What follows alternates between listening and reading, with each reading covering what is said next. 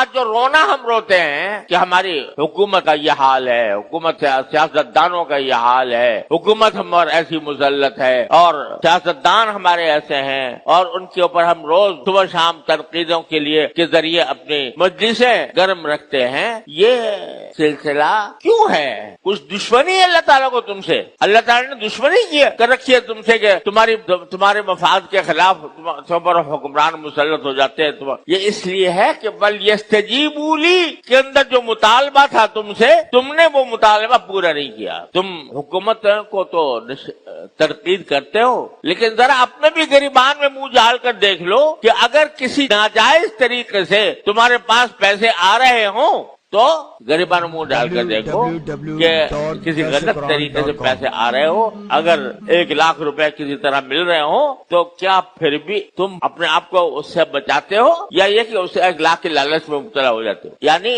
ایسے معاملات میں ہمارے ہاں دھوکے ہو رہے ہیں اور لوگوں کے پیسے بٹورے جا رہے ہیں کہ جس کا کوئی حد و حساب، دھوکہ فریب پھیلا ہوا ہے۔ وہ جھوٹ بول کر ہو، بہتان لگا کر ہو، کسی طرح ہو، پیسہ میری جیب میں آنا چاہیے، ایسے لوگ اقدامات کرتے ہیں۔ تو جب تمہارا یہ حال ہے کہ تم پیسے کے پوت بنے ہوئے ہو، پیسہ ہی تمہارا خدا ہے، پیسہ ہی تمہارا معبود ہے، پھر کیا کہتے ہو کہ میرے اوپر حکمران مسلط ہیں، وہ کرپٹ حکمران ہیں اور کرپٹ سیاستدان ہیں اور یہ ان کی تو مذمت کرتے ہو؟ تو کیا حق پہنچتا ہے تمہیں جب تم نے اپنے کرتوت درست نہیں کر رکھے؟